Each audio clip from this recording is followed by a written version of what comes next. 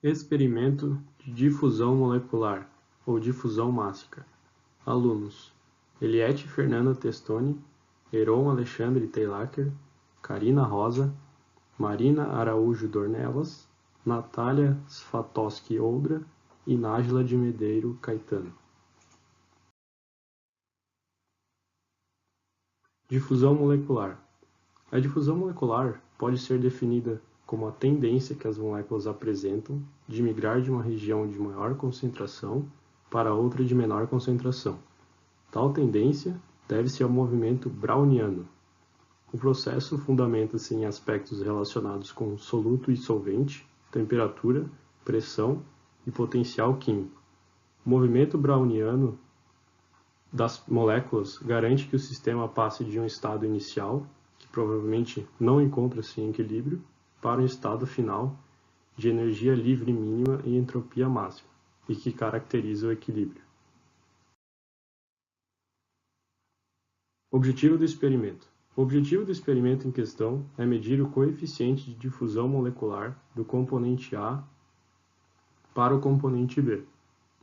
Tal coeficiente pode ser descrito pela primeira lei de Fick. A primeira lei de Fick é a lei que representa a difusão no estado estacionário, da espécie A em uma mistura binária de A em B. Aqui encontra-se a equação que a representa.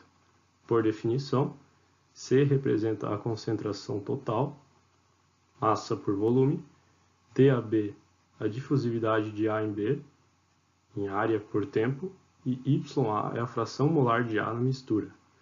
A grandeza JA representa o fluxo difusivo de massa da espécie química A, que é transferida por unidade de tempo por unidade de área na direção perpendicular à do transporte.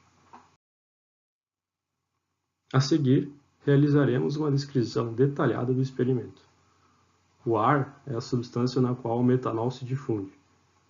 Para que a difusão ocorra da melhor forma, a vazão deve ser baixa, para que o regime se mantenha laminar e não ocorra acúmulos.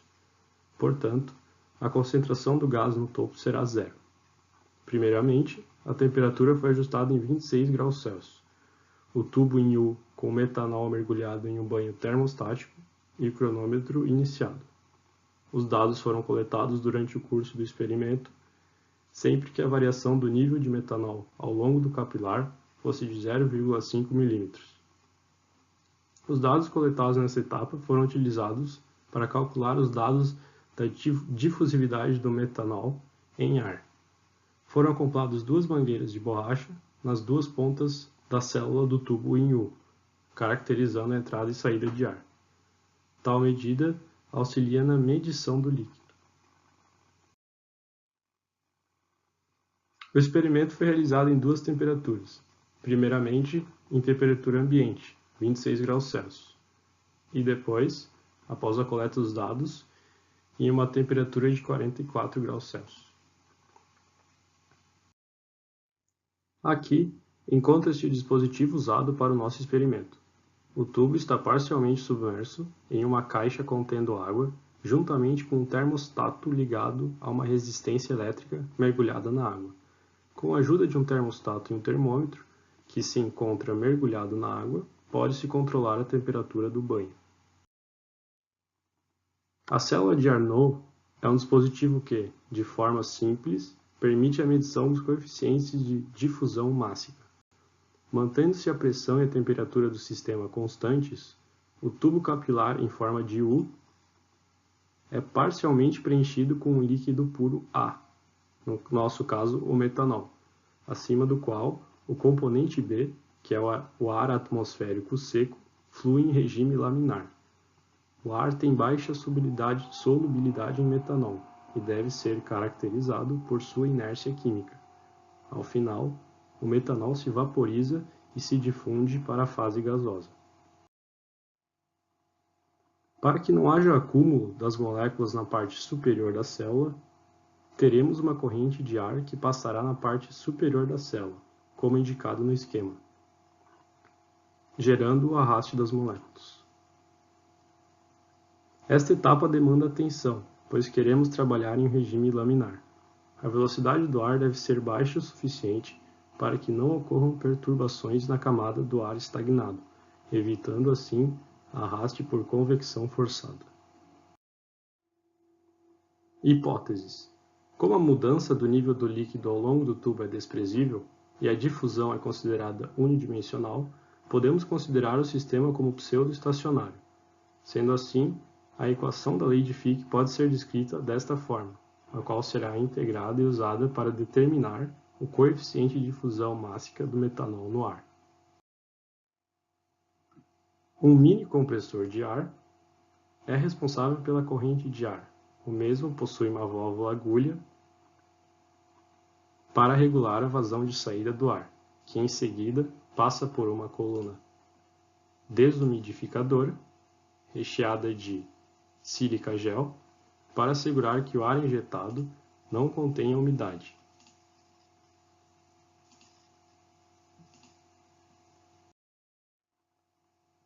A corrente gasosa entra pela mangueira direita, passa pela célula de Arnaud, onde encontra-se o metanol.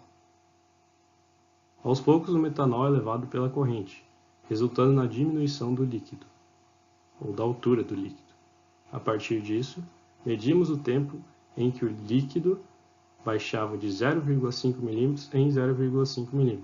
Tais medidas foram feitas com o intuito de determinarmos a difusividade do metanol no ar. Após a passagem pela célula de Arnaud, o ar seco é conduzido a um bolhômetro, onde sua vazão pode ser medida. Para determinarmos a vazão de ar no nosso sistema, utilizamos um sistema de medição de bolhas, realizada em um bolhômetro, onde controlamos a suspensão da bolha até uma determinada medida de posição em um determinado tempo, podendo calcular assim a vazão. O mini soprador de ar foi então ligado para regular a vazão do ar seco. Para a medição da vazão, como citado anteriormente, utilizamos o bolhômetro. A vazão medida foi de 10 cm³ por minuto e foi mantida para garantir que o regime permanecesse laminar. Depois de regulada a vazão de ar e com o metanol na posição inicial para a leitura da escala do tubo em U, o cronômetro foi acionado e a cada 0,5 mm de metanol evaporado foi anotado o tempo decorrido. Foram anotados 8 pontos experimentais para a temperatura de 26 graus Celsius, ou seja, até o metanol ter evaporado 4 mm, o que durou aproximadamente 2 horas. E depois mais 10 pontos experimentais para a temperatura de 44 graus Celsius, conforme sugestão da apostila do experimento. Primeiramente, a temperatura do banho termostático foi regulada em 26 graus Celsius, lida no termostato, e também no termômetro. Pipetou-se o líquido a metanol puro e preencheu-se até o marco inicial no tubo em U, onde com o auxílio de uma lupa pôde-se constatar a altura de 5 mm. Depois disso, o tubo foi mergulhado no banho e deu-se início. Resultados e discussões. Neste experimento, realizamos as medidas de altura através da observação a olho nu do nível da superfície do líquido de metanol que formava um menisco no tubo da célula de Arnaud. Na tabela mostrada estão os dados de diferença dos quadrados das alturas entre o tempo t e o nível inicial, em metros quadrados, e os dados dos intervalos de tempo. No experimento a 26 graus Celsius, o nível de metanol inicial estava 1 mm abaixo do esperado para termos um abaixamento total de nível de líquido de 5 mm, previsto pelo roteiro. Isso se deu por algum erro prático ou de expansão do líquido assim que inserido no banho térmico. Por isso, foi possível medir somente até 4 mm do nível de líquido inicial. Já no experimento a 44 graus Celsius, esse erro foi corrigido. Neste gráfico, podemos ver os dados da tabela anterior plotados. Pode-se perceber que a linha de tendência é razoavelmente satisfatória, porém apresenta vários pontos não confiáveis. Esses desvios podem ter sido causados por inúmeros fatores, como leituras falhas a olho nu, visto que a escala de medida não era ideal para o experimento, variações de temperatura do banho e de vazão de ar, entre outros. De qualquer forma, o R² obtido da reta de tendência foi de 0,9275. com a equação da reta e seu coeficiente determinados em planilha em Excel, foi possível determinar o coeficiente de difusão do metanol em ar da seguinte maneira. Utilizando a equação a seguir, já linearizada, conseguimos, com os dados de massa molar do etanol, pressão de vapor obtidos através da equação de Antoine e constante universal dos gases e demais parâmetros, determinar o coeficiente de difusão do metanol em ar. Assim, obtivemos o resultado de 3,13 vezes 10 na menos 4 metros quadrados por segundo, para o experimento realizado a 26 graus Celsius. Comparando com valores da literatura de coeficiente de difusão do metanol em ar, como por exemplo do livro Welt, no valor de 1,62 vezes 10 na menos 5 metros quadrados por segundo, podemos determinar o erro relacionado ao valor obtido experimentalmente. Através de um simples cálculo, determinamos o erro de 1830,6%, que é absolutamente alto. Isso se explica pelas circunstâncias ruins em que o experimento foi realizado, como explicado anteriormente no gráfico. Da mesma forma, foi repetido todo o procedimento até aqui explicado para a célula de Arnaud em banho térmico a 40 graus Celsius, e os resultados já plotados em gráficos foram estes. De modo similar, a reta obtida foi satisfatória, considerando todos os erros envolvidos no experimento. O valor de R² desta vez ficou em 0,9039.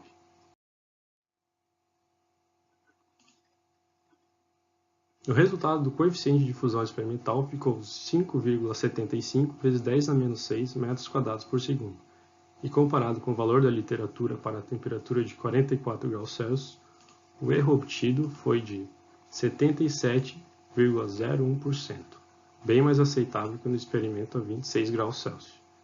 Isso pode ter ocorrido pelo fato de que, nesse caso, a difusão ocorreu bem mais rápida pelo fator temperatura ter aumentado, permitindo fazer medidas mais precisas e confiáveis. Conclusão. Ficou claro como a falta de bons instrumentos e ferramentas de medição e de controle de experimento influenciaram nesta prática, principalmente a temperatura de 26 graus Celsius, resultando em muitos erros naturais por parte dos alunos. Porém, foi muito perceptível como o coeficiente de difusão é bastante sensível à temperatura, e como a difusão molecular pode ser uma importante ferramenta na indústria química para a garantia de bons processos. Obrigado pela atenção.